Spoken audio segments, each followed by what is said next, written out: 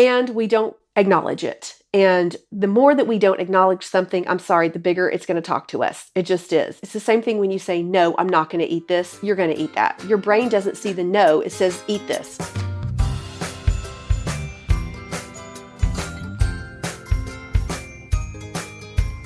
Hello, friends, and welcome to the Honeycast. Today, I am doing more, I think I'm going to call it life coaching. I actually do more life coaching than I do weight loss coaching. You know why? Because weight loss is a mindset issue. Yes, we need to know what to eat, how to eat, and that's very important. But once you know that, it's managing our mind to be able to perform that or do that or set yourself up so that you can even continue to be consistent with that, right? It's a mindset issue. But today, I'm not even really talking about food. I am going to share an experience that I've had recently personally, and also that translated to a coaching call.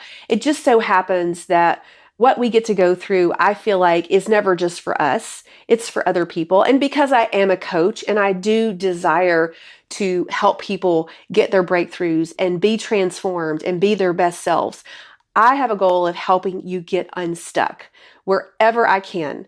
And you know what? Honestly, it's easier for me to look at where you are and see your stuck places and coach you out of that than to do that for myself.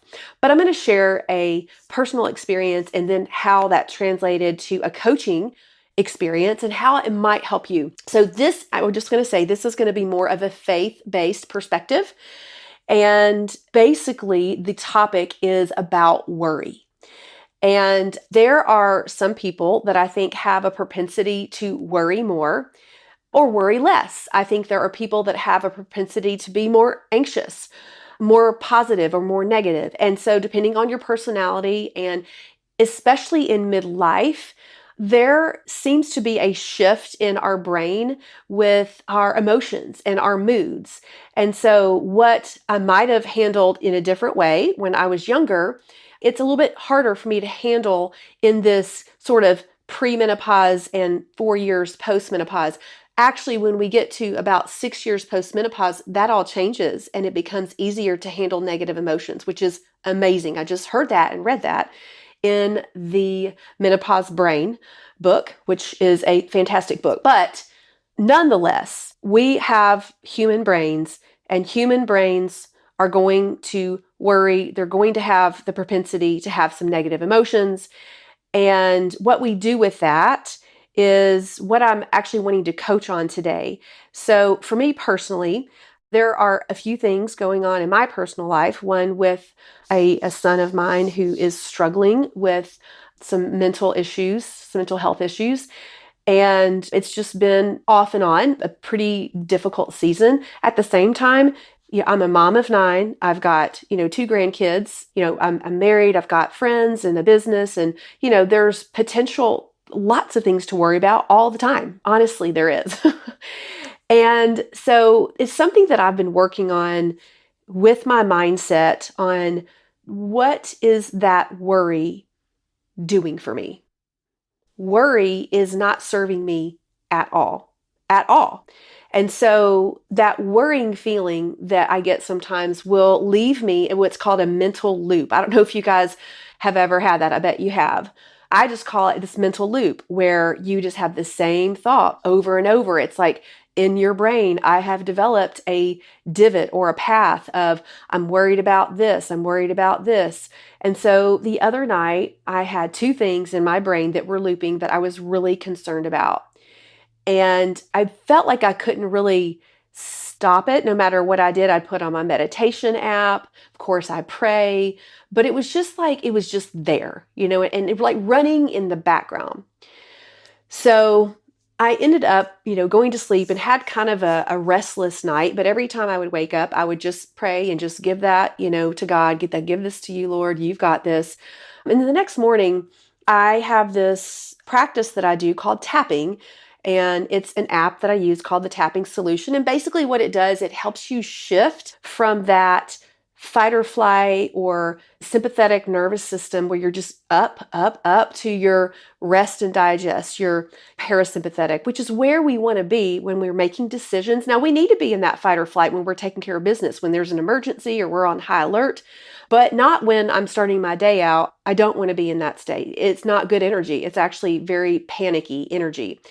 And so I was using this tapping. It was a special one called Worry. And you basically tap, but you are turning on your vagus nerve, which runs, from your gut all the way up to your brain, turning on the vagus nerve and just helping my physical body come into more peace. As I was doing that, I had this thought that, and I heard this somewhere about 6 or 7 years ago, my daughter had an accident where she almost died. And it was one of the scariest things in my life. I was literally on the phone with the mom listening to the paramedics do CPR on my daughter. It was a lake accident. And I didn't know if she was going to make it or not. It was, even talking about it now, I feel everything in my body, which lets me know I need to keep working on that. But I had PTSD after that. And I was working with a counselor or somebody, and they said, if you can think that all the way through to the end where she's okay, you will get through this and you will process it. So I had to practice not stopping at how scary it was and what I heard and all that kind of stuff. I had to go all the way to she's okay many, many, many, many times. So it was kind of like that. I kept having this worried thought over and over. And I thought, what if I wanted to get out of the loop, right? So I'm tapping and just kind of shifting my body. What if I take that thought and then I end it, I stop the loop with what God says about that particular thought or issue or person. And I don't keep looping with, I'm worried about this person. I'm worried about this person. Are they going to be okay? I don't know where they are, blah, blah, whatever. No. So what I did was, with those two worries that I had, I wrote down the first part of the worry. I am worried about so-and-so because of this. And here is what God says about that. Here's what he says. And it helped me make a sentence and close the loop. And now I had to practice this. My brain wanted to go back. But now every time I'm like, I'm worried about this particular person, but God is their shepherd and he has them. I can trust him. And then I had another thought that was going on. It's funny. I don't even remember the thought now. Oh, yes, I do now. Because anyway, it doesn't matter what it is. But basically what I'm saying is, to stop that loop, what was helpful for me is to, yes, acknowledge that worry, ... And here's the truth, or here's a helpful thought about it. And then to practice that throughout the day. Every time that loop comes up, this is what I'm practicing. And even doing the tapping and saying that when I'm tapping really helps. And how the tapping works is that you acknowledge the worry and then you release the worry. And so a lot of us sometimes will have worry and we're like, I don't feel worried. I don't feel worried. I'm going to go eat. I'm going to go do this. I'm going to do this. I'm going to do this. I'm going to do this. And we don't really process it or deal with it. And we don't acknowledge it. And the more that we don't acknowledge something, I'm sorry, the bigger it's going to talk to us. It just is. It's the same thing when you say, no, I'm not going to eat this. You're going to eat that. Your brain doesn't see the no. It says, eat this. So we want to acknowledge, and that's not an easy thing. That's actually a skill, to acknowledge how you're feeling and actually let it be in your body. And that's another thing that I do with worry. Is I will acknowledge that I'm worried about something or anxious about something. And I will say, okay, where do I feel that? And a lot of times I'm feeling it in my gut, or I'm feeling it in my throat, or I might feel it in my shoulders. But I'm just like, okay, there is an energy here. Because you know what? Your emotions are basically energy. That's what they are. So I'm not talking about some, out there far-fetched thing here. I'm talking about, we have energy in our body that gets stored and we need to move. And so when I am feeling where it is and I'm just kind of saying, okay, here it is, I'm going to breathe. I'm going to lean into it. I'm going to breathe into it. I'm going to lean into it. I'm going to let it stay there. I might even go for a 5-minute walk after that to clear it, because my goal is to clear that and get in a place of faith and hope and helpful thoughts, because that's where I'm going to create any good result, is from that place, not from the place of worry or panic or stress. As a matter of fact, the worst decisions I make are when I'm in a stressed state.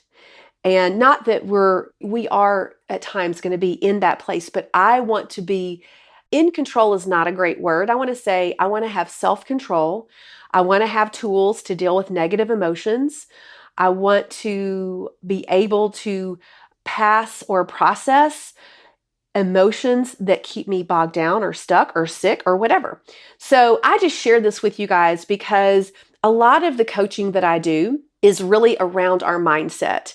And this particular one was just something that I experienced, but then it was very interesting because later on that day, I had a one-on-one coaching call with a client, and she was funny. She's like, I don't even need to talk about food today. She said, I am just sabotaging myself and I don't know why.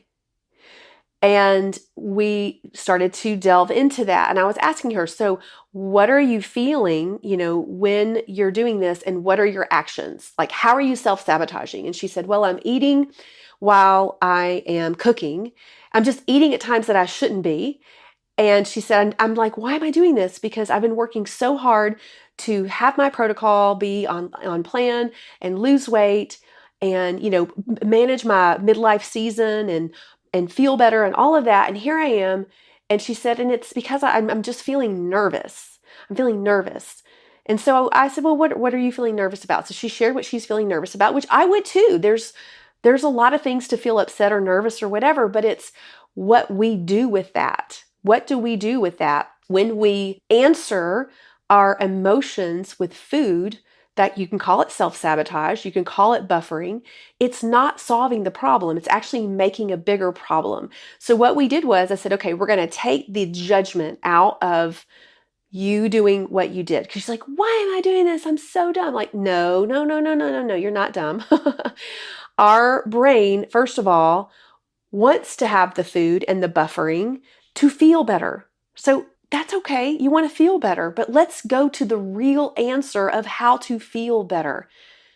We don't need more food. We need more faith. We need more touching the Lord. We need more bread. We need more manna. I mean, the word, I mean, the truth. We need more of that. We don't need our food. And so we can't judge ourselves as like a loser because we keep doing this, because we're just a human person trying to deal with things and we want to feel better. We want the dopamine hit. So the good news is, first of all, you are aware. That's the first thing. Second of all, let's get back to our protocol. I only eat when it's time to eat. That's my agreement with myself. Breakfast, lunch, and dinner. Sometimes there's a snack in there. I don't know. It depends. That's what my body needs. It needs fuel about every 4 hours. That's when I'm eating. Now, if I'm just hungry and I'm not emotionally eating, I don't mind having some cucumbers while I'm eating. If I'm, wanting to kind of prime the pump and have a little something, not a big deal. But if it's a behavior that you're not wanting, let's take a look at that. So let's get our protocol. Let's get our plan. We're only eating at these times. So when we're nervous, when we're upset, what are we going to do instead? So I shared with her a couple things that she could do, which would be, let's start managing our mind. Let's decide, how can I get my needs met here? How can I process this feeling, or how can I be in this feeling and not eat at the same time, which is learning to allow the urges, and which is a practice. All of this is just practice. So I was able, because she was concerned and worried about something, I was able to share with her about my loop that I had and how I finished that sentence with a helpful and truthful thought, as opposed to letting me keep looping. And maybe that's an intervention that you can do. Maybe you can come up with, I'm concerned about this person because they're sick and they're not listening to me, but God has them and they're going to be okay. Or whatever it is that you need to say to yourself that's helpful, so you show up making the decisions that you want to make, which is, you know what? I don't need this food right now. It's not time for me to eat. I'm going to sit here. I'm going to either sit here and just be uncomfortable for a little bit, or I'm going to go for a walk, or I'm going to call a friend really quick, or I'm going to journal, or I'm going to have some tea. There's nothing wrong with hydrating. There's a lot of different things that we can do to interrupt. And at the same time, you want that awareness. And then we want these tools. So that's what I wanted to bring you guys today. I wanted to teach you a mindset tool to deal with worry. And that it's always easier for me, to share with you kind of what's going on in my personal life or what's going on in my coaching world, as opposed to just, come up with some type of, oh, let's learn about how to allow urges, or let's learn about how to be consistent. Those things are wonderful. That's mindset too. But I feel like even hitting some of these areas of anxiety and worry that do relate to emotional eating, that do relate to our weight loss or weight gain, is important to acknowledge, what that is. So hopefully this was helpful for you guys today. I'd love to know what you think about this little shift in my honey cast. I honestly just ask what is on my heart to share with you guys. What would be helpful to you guys? How could you take this in your life and be transformed or pass it on? That's what I'm trying to do here. So anyway, thanks for being here with me, you guys, and I will see you on the next honey cast.